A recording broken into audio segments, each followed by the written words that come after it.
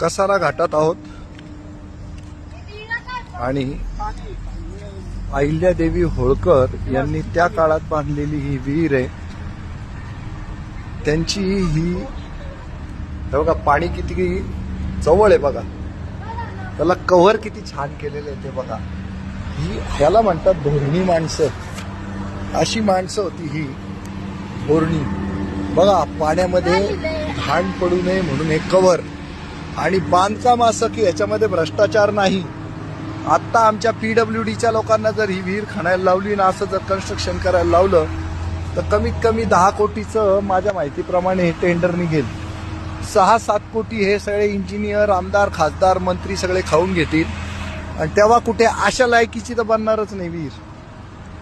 तेव्हा भ्रष्टाचाराला थारा नव्हता, तेव्हा मानवता जिवंत होती.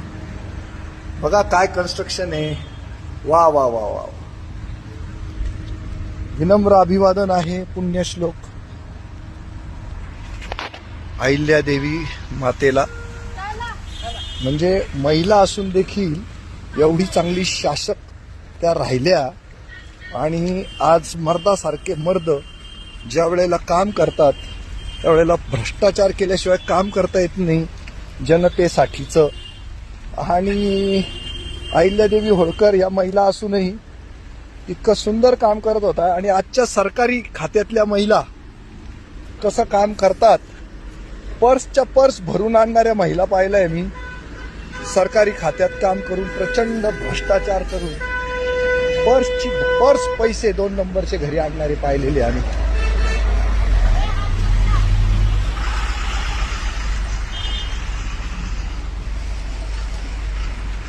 इतकं सुंदर दृश्य आहे. हे आहे कसारा घाटातलं दृश्य. इतकी सुंदर विहीर, तिची सगळी माहिती मी आता गुगलवर बघेल. मला स्वतःलाही काही फारशी माहिती नाही, पण आम्हाला अभिमान आहे की आमचे पूर्वज असे होते. आमच्या पूर्वजांनी इतकं सुंदर काम केलेलं आहे.